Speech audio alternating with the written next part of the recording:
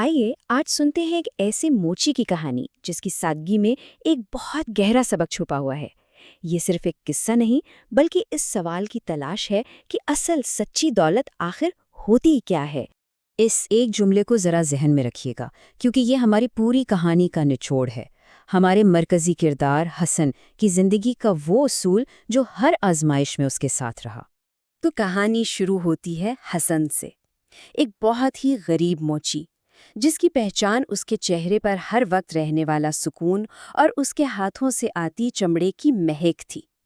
दुनिया की नज़र में तो वो बस एक आम सा कारीगर था, लेकिन उसकी शख्सियत में कुछ बहुत खास था। देखें, हसन की ज़िंदगी एक सिक्के के दो रुखों जैसी थी। एक तरफ थी मादी गुर्बत, औजार पुराने, जेबें खाली और घर में औलाद न होने की एक गहरी खामोशी। लेकिन दूसरी तरफ उसके पास वो दौलत थी जो कोई खरीद नहीं सकता। पहाड़ जैसा मजबूत ईमान, सब्र से भरा हुआ दिल और सखावत ऐसी जो कभी थकती ही नहीं थी। अपनी सबसे बड़ी हसरत के बावजूद वो अपनी बीवी से अक्सर कहता था, फिक्र ना करो, अल्लाह हमारे लिए सबसे बेहतरीन मंसूबा बनाने वाला है। लेकिन ये पुरसुकून जिंदगी हमेशा ऐसे नहीं रहने वाली थी। एक इम्तिहान, आप कह लें, दरवाजे पर दस्तक दे रहा था, जो उसकी सखावत की गहराई को आजमाने वाला था। और फिर एक दिन एक थका हारा, गर्द में आटा हुआ नौजवान उसकी दुकान पर आया। जूते ऐसे फटे हुए कि पाँव जमीन को छू रहे थे। उसने बहुत झिझकते हुए पूछा, चचा, क्या आप खुदा के नाम पर एक मुसाफिर की मदद करेंगे? हसन खुद उस वक्त फाके से था, किसी गाहक का इंतजार कर रहा था। लेकिन उसने एक पल भी नहीं सोचा। उसने नौजवान को बिठाया, पानी पिलाया और अपने सबसे अच्छे चमड़े से उसके जूते बिल्कुल नए जैसे कर दिए। जब नौजवान ने पैसे देने की कोशिश की तो हसन ने मुस्कुराकर कहा, बेटा, ये सौदा तुम्हारे साथ नहीं, तुम्हारे रब के साथ किया है और उसकी तिजारत में कभी घाटा नहीं होता।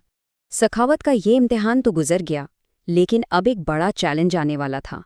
इस बार परख हुस्न की सखावत की नहीं, बल्कि उसके उसूलों की होनी थी। अचानक पूरे गांव पर एक आफत टूट पड़ी। जालिम वजीर ने टैक्स दुगना कर दिया। ये खबर हसन जैसे गरीबों के लिए तो कयामत से कम नहीं थी। उसके पास इस टैक्स को अदा करने का बिल्कुल कोई रास्ता नहीं था।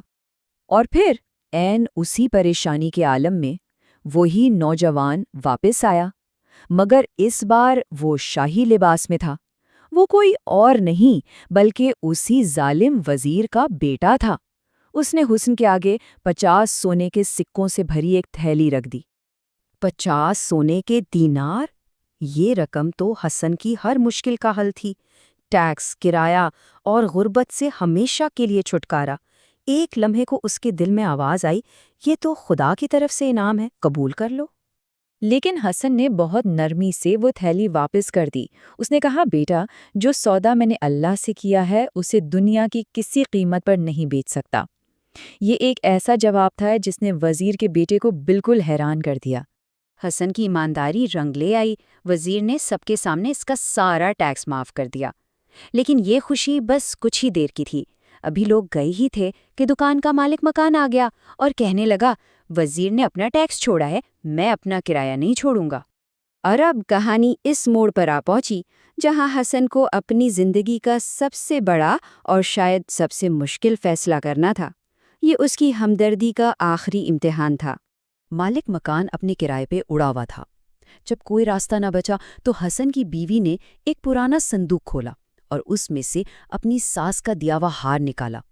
ये उनकी आखिरी पूंजी थी, उनकी सबसे कीमती निशानी। हसन भारी कदमों से जोहरी की तरफ जा ही रहा था कि उसे एक औरत के सिसकने की आवाज़ आई। उसकी गोद में एक छोटी सी बच्ची बुखार से तड़प रही थी और माँ के पास दवा खरीदने के लिए एक पैसा तक नहीं था। अब हसन के सामने सवाल था, अपनी रोज़ी बचाए या एक मासूम जान। हसन ने एक लम्हे के लिए अपनी आंखें बंद की। उसे अपनी माँ का चेहरा याद आया और बस फैसला हो चुका था। उसने वो हार बेचा और एक एक पैसा उस रोती हुई माँ के हाथ पर रख दिया। वो जानता था कि कल उसके पास दुकान नहीं होगी, लेकिन आज उसके दिल में जो सुकून था वो अनमोल था। लेकिन कहानी यहाँ ख़त्म नहीं हुई, क्योंकि जैसा हमने शुरू में कहा था, नेकी कभी रायगा नहीं जाती। हुस्न की ये सबसे बड़ी कुर्बानी उसके लिए सबसे बड़ा इनाम लाने वाली थी। اگلے دن جب حسن اپنی خالی دکان سے بچا کھچا سامان اٹھا رہا تھا تو ایک بزرگ وہاں آئے۔ یہ کوئی عام شخص نہیں بلکہ بادشاہ کا خاص وزیر تھا جو بھیس بدل کر سب کچھ دیکھ چکا تھا۔